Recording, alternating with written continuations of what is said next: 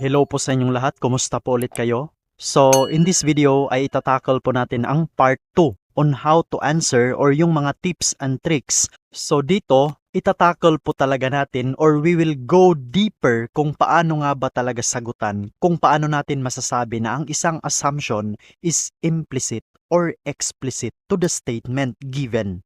Okay, so sige, simulan na po natin. Assumption is always unspecified and encouraging in nature. So what does it mean?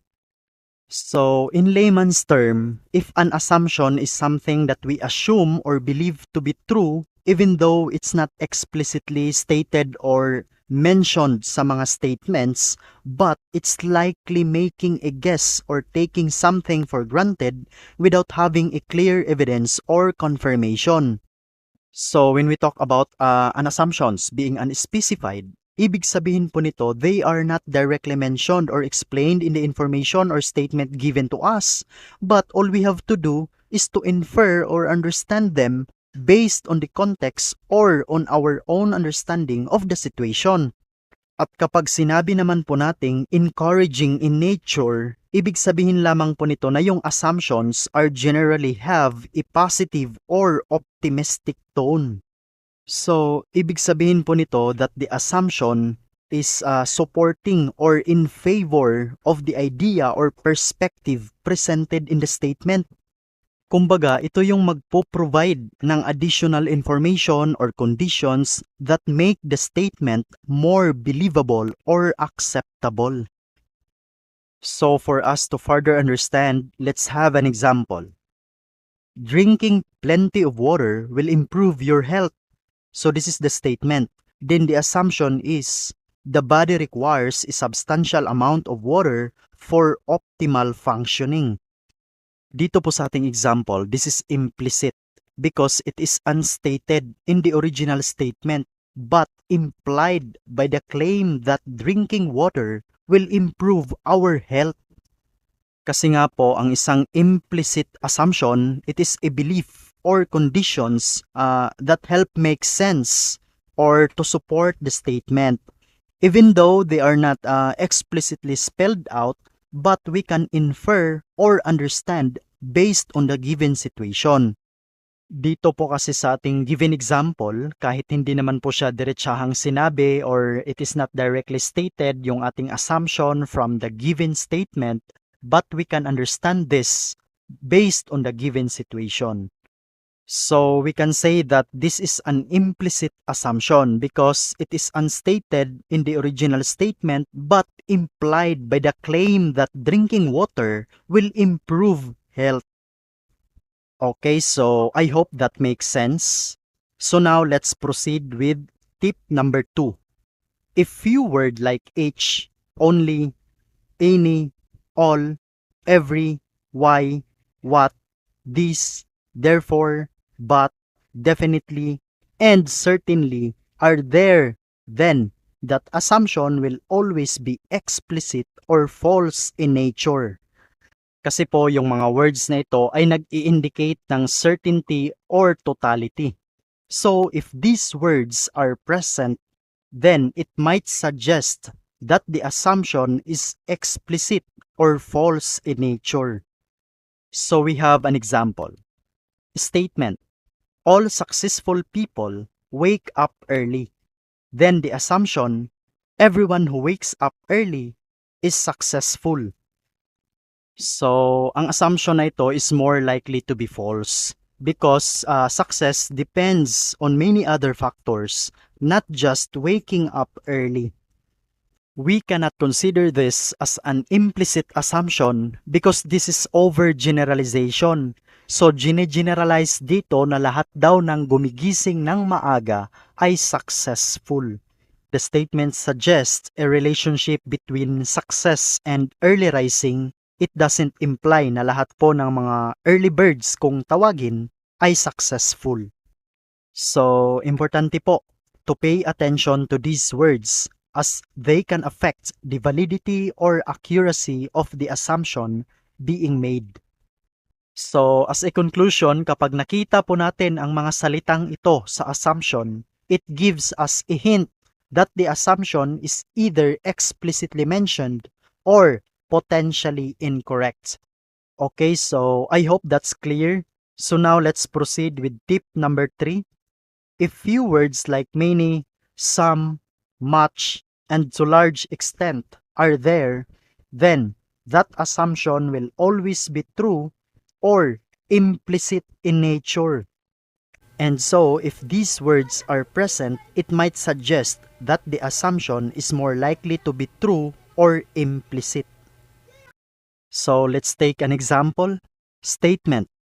Some people find studying with music distracting, while assumption, there are individuals who require silence to focus while studying.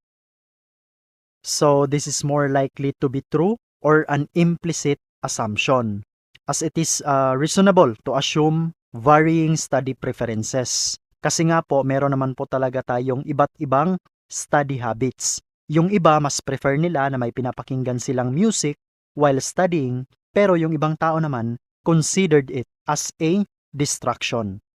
Dito po kasi sa ating statement, the word some is used, which indicates that it's not talking about all people but only a portion of them. So it can be suggested that there are people who find studying with music distracting, but it doesn't say how many or give specific details about who they are. Kasi po, kung ibibase natin yung ating assumption sa statement, this is true. Since the statement says that some people find studying with music distracting, so it can be understood that there must be individuals who prefer silence to concentrate better while studying. So we can therefore say that this assumption is implicit. Next, if the assumption is part of a notice, appeal, or advertisement, it's likely to be true or implicit. So we consider this as an implicit assumption because such messages often make assumptions about the audience, interests, or behavior. Example, buy our products now for glowing skin. Assumption, the audience wants to have glowing skin. So this is more likely to be true as this assumption is needed for the advertisement to be effective. Dito po sa ating statement, it is clear that the purpose is to encourage people to purchase a product. So the message is aimed at convincing the audience to buy the product for a specific benefit, which is achieving glowing skin. Now, based on the statement, we can make the assumption that the audience targeted by this advertisement desires or wishes to have glowing skin. So the assumption is that people who see this message are interested in achieving the benefit promised by the product. This assumption is likely true because the advertisement is specifically tailored to appeal to individuals who desire or aspire na mag-glow ang kanilang skin. So the assumption serves as a foundation for the advertisement's effectiveness because it aligns with the target audience desires and interests. Next, tip number 5.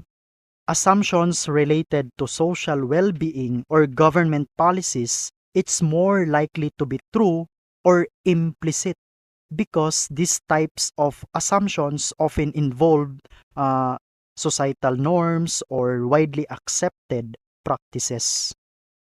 Let's say, for example, statement, implementing free healthcare will lead to healthier citizens. Assumption, free healthcare increases access to necessary medical services. Of course, this is more likely to be true since yung mga free healthcare can be proposed to improve health outcomes. So, in layman's term, when we talk about assumptions related to social well-being or government policies, we are considering beliefs or guesses about how certain actions or policies will impact the overall welfare of the society. So, in this statement, the idea being expressed is that if free healthcare is made available, it will have a positive impact on the health of the citizens. And it also suggests that providing healthcare services without cost will improve the well-being of the population. So based on the statement, we can assume that providing free healthcare will increase the availability and accessibility of essential medical services to individuals. So the assumption is that when healthcare is made free, lahat po ng tao ay maka-access sa mga medical care na kailangan nila. Because again, this assumption is likely true because free healthcare is often proposed as a means to remove financial barriers and ensure that everyone has access to necessary medical services. In short, the assumption supports the idea of this statement. Tip number 6. Assumptions related to past and future things are more likely to be false or explicit. Since it is difficult to make accurate assumptions about events that have not yet occurred or that are in the past and not fully understood. So, in simple terms, assumptions related to past and future things involve making guesses or beliefs about how things will continue based on what has happened before. Let's say, for example, statement, the company will continue to grow as it has in the past 5 years. Assumption, the same factors that drove growth in the past will continue to exist in the future. So this is an explicit assumption or false because meron pong maraming unforeseen variables na pwedeng maka-impact sa future growth ng isang company. Dito po kasi sa statement natin, it is suggested that the company has experienced growth in the past 5 years. So the statement assumes that this growth trend will continue in the future. At kung titingnan naman po natin yung assumption natin, based on the statement, it is made that the factors that led to the company's growth in the past will remain the same and continue to drive growth in the future. So, it implies that whatever worked before will continue to work in the same way. However, this assumption is likely false because many unforeseen variables or changes can impact future growth, like market conditions, competition, technological advancements, and consumer preferences can change over time. So therefore, it is not safe to assume that the same factors will persist and guarantee future growth. Next, tip number 7. If words indicating recommendation, instruction, or request are present, then the assumption is more likely to be true or implicit because these words often indicate a directive or suggestion, making an underlying assumption about the action to be taken or the response expected. So, example, a statement, please read the instructions before assembling the furniture.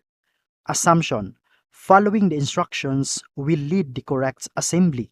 So ito po ay implicit or this is likely true because yung instructions are designed to guide the assembly process. Dito po sa ating statement, ginamit po yung salitang please to indicate a polite request, asking the person to read the instructions before starting the furniture assembly process. So kumbaga nag-a-advise or nagre-recommend to a particular course of action. Now, kung titingnan naman po natin ang ating assumption, if we will based from the given statement, we can say that if the person reads and follows the instructions, they will be able to assemble the furniture correctly.